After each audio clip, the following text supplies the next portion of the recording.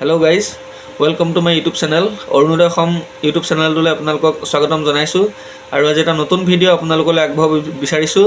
ভিডিঅ'টো খুবেই গুৰুত্বপূৰ্ণ, কাৰণ বৰ্তমান যিসকল লোকে PM কিষাণৰ পইচা পোৱাৰ পৰা বঞ্চিত হ'বলগীয়া হৈছে, বা যিসকলে আধা পাই বা নোপোৱা হৈ গৈছে, বা যিসকলৰ এনেকুৱা ধৰণৰ হৈছে বা কাৰোবাৰ আধাৰ চিডিং নাই বা কাৰোবাৰ EKYC নাই, তেনেধৰণৰ সমস্যাৰ বাবে PM কিষাণৰ পইচা পোৱা নাই তেওঁলোকে, বা আধাটো পাই ৰৈ যাবলগীয়া হৈছে। সেইসকলৰ বাবে আজি ভিডিঅ'টো মই বনাইছোঁ।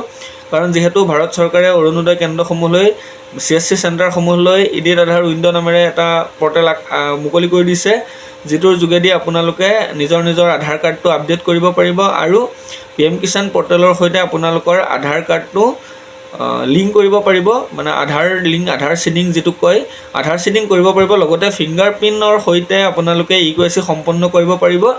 আৰু তাৰ লগে লগে আপোনালোকৰ যিটো আপোনালোকৰ বেনিফিচিয়াৰী লিষ্ট হয়, সেই লিষ্টৰ মতে আপোনালোকে আধাৰ চিডিং আৰু EKYC দুয়োটাই য়েছ কৰিব পাৰিব। আৰু তাৰপিছত আপোনালোকে পাবলগীয়া ধনৰাশি সম্পূৰ্ণৰূপে আপোনালোকৰ নিজৰ একাউণ্টত পাব।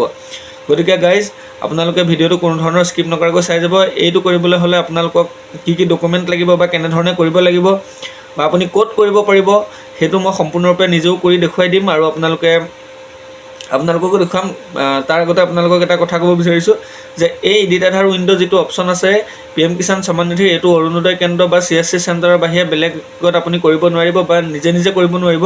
গতিকে প্ৰচেছটো চাই আপোনালোকে খুব সোনকালে ওচৰৰ CSC কেন্দ্ৰত গৈ আপোনালোকে নিজৰ ৰেজিষ্ট্ৰেশ্যন নাম্বাৰ সহ আধাৰ কাৰ্ডসমূহ আপডেট কৰি ল'ব। তেতিয়াহে আপোনালোকে পুনৰ পাবলগীয়া যিটো ফেব্ৰুৱাৰী মাহত দিবলগীয়া যিটো পইচাৰ কথা কৈছে চেণ্ট্ৰেল চৰকাৰে, মোদী চৰকাৰে, সেই PM কিষাণৰ ধনৰাশি আপোনালোকে লাভ কৰিব পাৰিব। তো গাইজ, আহক আজি আমি ভিডিঅ'টো আৰম্ভ কৰোঁ।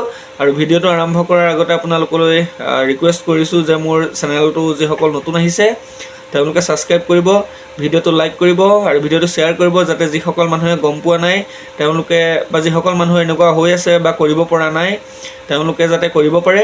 আৰু ভিডিঅ'টোৰ যদি ভাল লাগে তেতিয়া এটা লাইক কৰিব, শ্বেয়াৰ কৰিব আৰু ছাবস্ক্ৰাইব কৰি কাষত থকা বেল আইকনটো দবাই ৰাখিব, যাতে মই দিয়া নতুন ভিডিঅ'সমূহ বা আপডেটসমূহ আপোনালোকে খুব সোনকালে সকলোতকৈ প্ৰথমতে পায়। তো গাইজ, আহক আজি আমি ভিডিঅ'টো আৰম্ভ কৰোঁ। তো গাইজ, প্ৰথমতে আপোনালোকে ক্ৰ'ম ব্ৰাউজাৰটো খুলি ল'ব। ক্ৰ'ম ব্ৰাউজাৰটো খোলাৰ পিছত ইয়াতে চাৰ্চ কৰিব PM কিষাণ। তো ইয়াতে চাওক, মোৰ আগতে চাৰ্চ কৰা আছিলে, গতিকে মই ইয়াত PM কিষাণ লিখিছোঁ। ইয়াতে যিটো প্ৰথম অপশ্যন আছে PM কিষাণ সন্মান নিধি, তাতে ক্লিক কৰিব। তাতে ক্লিক কৰাৰ পিছত চাওক, আপোনালোকে মেইন যিটো PM কিষাণৰ হোম পেজ হয়, সেই পেজটোলৈ গুচি যাব। মই ভিডিঅ' ডেছক্ৰিপশ্যনত PM কিষাণৰ লিংকটো দি দিম, তাতে ক্লিক কৰি আপোনালোকে তালৈ যাব পাৰিব।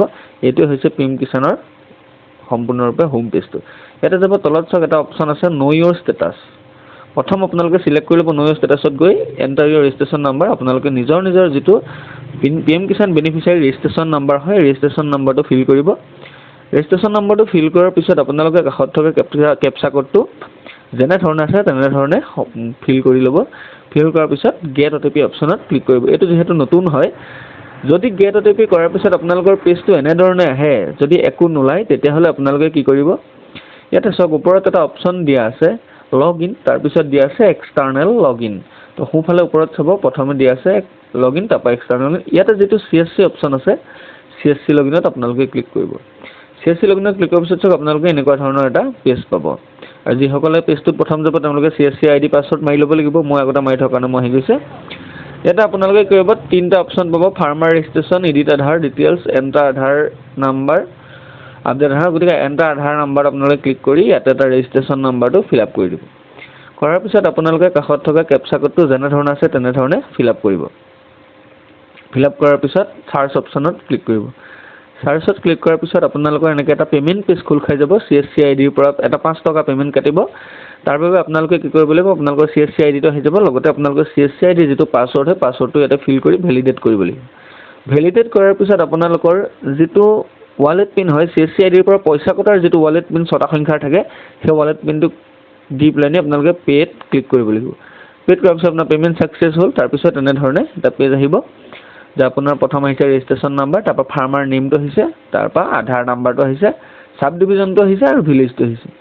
তাৰপিছত ইয়াতে আহিছে চাওক কাষত এটা সিলেক্ট বুলি অপচন আছে সিলেক্টটো ক্লিক কৰিব আৰু তাত সিলেক্টটো ক্লিক কৰাৰ পিছত আপোনাক দেখিবলৈ পাব এন্টাৰ আধাৰ ৰেজিষ্টাৰ্ড মোবাইল নাম্বাৰ আপোনাৰ আধাৰ কাৰ্ডত যিটো মোবাইল নাম্বাৰ দিয়া আছে সেই মোবাইল নাম্বাৰটো আপোনালোকে সম্পূৰ্ণৰূপে ইয়াতে ফিল কৰিব লাগিব যিটো মোবাইল নাম্বাৰ আপোনালোকে আধাৰ কাৰ্ডত দিয়া আছিল সেই মোবাইল নাম্বাৰটো ফিল কৰাৰ পিছত কাষত থকা গেট OTP অপচনত ক্লিক কৰিব লাগিব গেট OTP অপচনত ক্লিক কৰাৰ পিছত আপোনাৰ আধাৰ ৰেজিষ্টাৰ মোবাইলত 4টা সংখ্যাৰ এটা OTP যাব সেই OTPটো আপোনালোকে ইয়াত ফিল কৰিব লাগিব ইয়াতে সব মই ফিল কৰি লৈছো OTPটো তাৰ পিছত সাবমিট বাটনত আমি ক্লিক কৰিব লাগিব সাবমিট বাটনত ক্লিক কৰাৰ পিছত আপোনাৰ পেজটো এনে ধৰণে আহি যাব ইয়াতে দিছে এন্টাৰ আধাৰ নাম্বাৰ তো এনে কিছুমান গাইডলাইনো আহিছে আৰু ইয়াত আপোনাৰ আধাৰ নাম্বাৰটো ফিল কৰিবলৈ আহিছে গতিকে আপোনাৰ আধাৰ কাৰ্ডখনত যেটো নাম্বাৰ আধাৰ নাম্বাৰ হয় 12টা সংখ্যাৰ সেই আধাৰ নাম্বাৰটো ইয়াতে সম্পূৰ্ণৰূপে আপোনালোকে ফিল কৰি ল'ব আধাৰ নাম্বাৰটো ফিল কৰাৰ পিছত তলত দিয়া আছে এটা অপচন আই এগ্ৰি অপচনটোত আপোনালোকে ক্লিক কৰিব তাত ক্লিক কৰাৰ পিছত চাওক আপোনাৰ এটা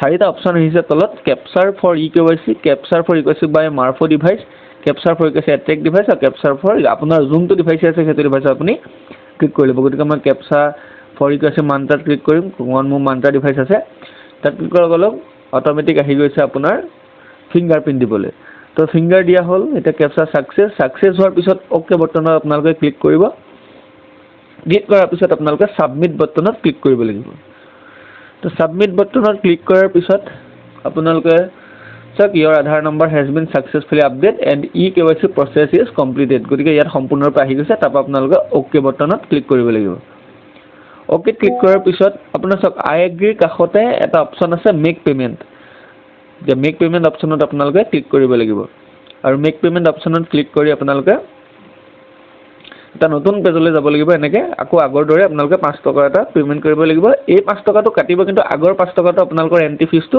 নিজৰ CSC আইডিত 12 ঘণ্টাৰ ভিতৰত আপোনালোকে পাই যাব গতিকে এনে ধৰণে আপোনালোকে পে কৰি এই কামটো কৰিব পাৰে তাৰ পিছত আপোনালোকে চেক কৰিব পাৰিব যে আপোনাৰ আধাৰ সাকসেস আধাৰ এডিট আধাৰ উইন্ডোখন সাকসেসফুল হ'ল নে নাই গতিকে এটো কেনেকৈ চেক কৰিম আপোনালোকক সম্পূৰ্ণৰূপে দেখাই দিছো হেতু চাই যাব পেমেন্টটো সাকসেসফুল হোৱাৰ পিছত আপোনালোকে আকৌ আপোনালোকৰ মোবাইলৰ কম্পিউটাৰ ক্ৰোম ব্ৰাউজাৰটো খুলিব তাতে PM কিষাণ সাৰ্চ কৰিব আকৌ PM কিষাণ সামান নিধিলে যাব এক্সটাৰ্নাল লগইনত গৈ আপোনালোকে CSC লগইনত ক্লিক কৰিব লাগিব তাৰ পিছত CSC লগইন কৰাৰ পিছত ইয়াতে যেটো এন্টাৰ আপডেট আধাৰ নাম্বাৰ অপচন আছে তাতে আপুনি আপোনাৰ ৰেজিষ্ট্ৰেচন নাম্বাৰটো ফিল কৰি কাষতে থকা আপোনাৰ ক্যাপচা কোডটো ফিল কৰি সাৰ্চ অপচনত ক্লিক কৰিব লাগিব ইয়াতে সাৰ্চ কৰাৰ পিছত দেখা গৈছে যে the entire registration number is already corrected from edit Aadhaar window গতিকে আপোনাৰ আধাৰ কাৰ্ডটো আৰু আধাৰ সিডিং